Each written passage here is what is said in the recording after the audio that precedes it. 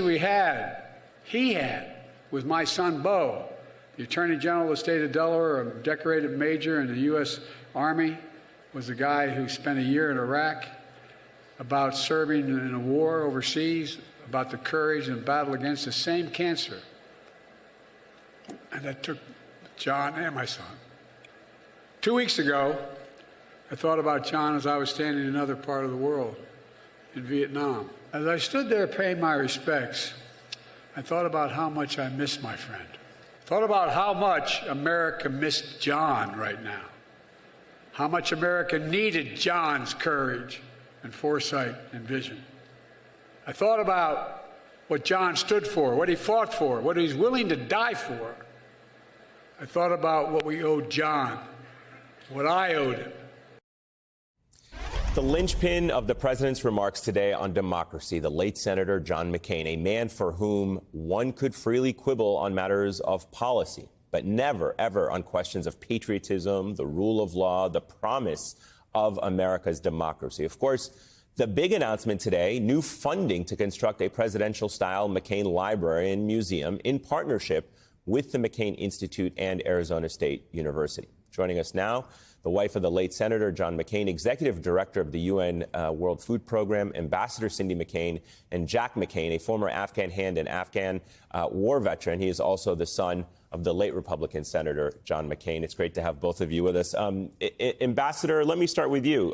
Just give us an idea of how you felt today. I mean, the President of the United States speaking of your husband and the legacy that he left behind in such glowing terms, now opening this library. Well, I'm first of all so glad to have been here today. I was deeply humbled, deeply honored by not just the president coming here, but the kind words that he had to say about my husband. The two of them were such great friends, and through the years, worked together on many different issues, disagreed on many different issues, but it was always for the good of the country, never for the good of any one person. And Jack, your thoughts on hearing the president today speak about your father and the importance that the important role that he plays and occupies in our country's collective conscience. He articulated not just their friendship, but most importantly, the symbolism that is the legacy of my father.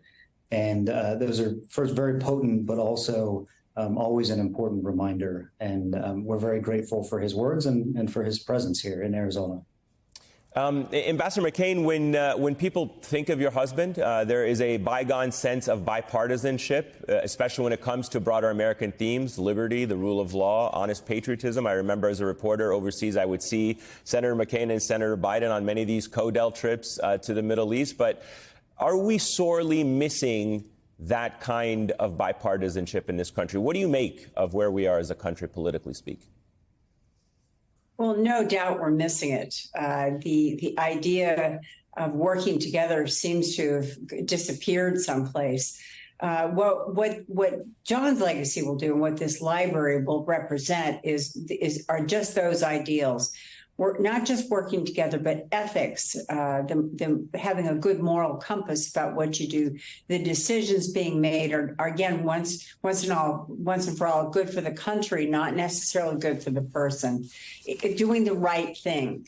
And it's those kinds of things that I think we are missing right now. But also, I believe that this library can be very influential in reminding people the importance of them. Yeah, and expand on that for us, Jack. I mean, your family has a storied history in the military. If I'm not mistaken, you're a fourth-generation naval officer. You fly helicopters. You've been an advocate for helping Afghan refugees. And there's no doubt that is an extension of your dad's legacy of service. But how would you say that legacy will be reflected in this new library? Absolutely. If you could break the library down into a single phrase, it would be his mantra, which was service to a cause greater than your self-interest. Now, service takes many forms, whether that's civil, military, all the way down to volunteering at an animal shelter. But the inspiration behind it should be a willingness to seek out and find opportunity to serve your community and serve your country. That's the unequivocal, one-line tag for you. But it also will help represent Arizona both here at home and in the United States at large and in the world. will be a place where leaders can come not just to debate and to find civil common ground, but to work together to help support the ideas that underpin our democracy.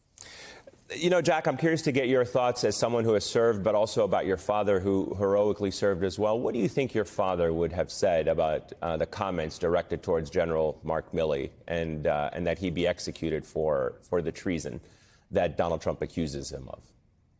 As somebody who still serves, unfortunately, I've got to refrain from making any commentary. Mostly, I think that he would have much to say, but I would never put words in his mouth because he would be real upset at me for that. No, absolutely, and correctly so. Let me ask you, Ambassador, if I can point that question to you. What do you think your late husband would say about General Mark Milley being the target of those comments from the former president? His attitude would be just as I had said before, is that none of this is any good for the country. The best thing that we can do is to get back to business as usual, try to make sure that the decisions that are made and the laws that are passed are for the good of the country and not for the good of one person. And never forgetting that character matters. Character matters in our leaders, and we should demand that. And President Biden, Ambassador, today used the backdrop of the McCain Library to call on all of us to be engaged and really drawing a stark contrast at what is at stake in 2024. Do you plan on being a voice in the 2024 presidential election? I mean, can Arizonans expect to hear from you in some capacity with President Biden poised to run against Donald Trump once again? Well, as you said, I am the executive director of the World Food Program now, and that's a UN agency. And so by mandate, I am non-political. I work for the good of the world in trying to feed people who are starving to death. No, fair enough. I want to play a bit more of the president today. And there was an important story, Ambassador, that he told at the beginning of his remarks. And it was about after his return from Vietnam, John McCain, the military man, assigned to accompany lawmakers on foreign trips. And on one of those trips, he and then Senator Biden stopped in Hawaii on the way to their destination. I'm going to let the president take it from here. The chief naval of operations was there, showing me around. They did an event for me. And John kept looking at your mom.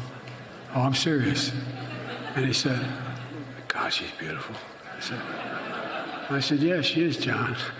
And I said, well, to go up and say hi to her. She said, no, I'm not going to do that.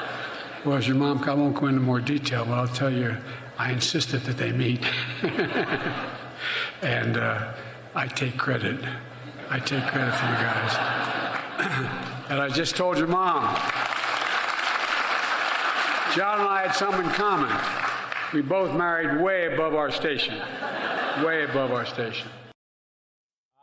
Ambassador, can you first of all confirm the details of that story, if in fact they are true, or at least how do you recollect them? How do you describe that moment? I do remember it very, like it happened yesterday. And yes, both he and his wife came over to me and said, you have got to meet this guy. You've got to.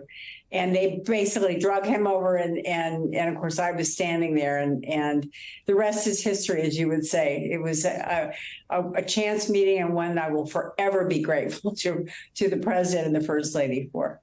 And we are forever grateful for your husband and his service as well. Ambassador Cindy McCain and Jack McCain, thank you to the both of you for spending some time and sharing your thoughts with us today. Thank you.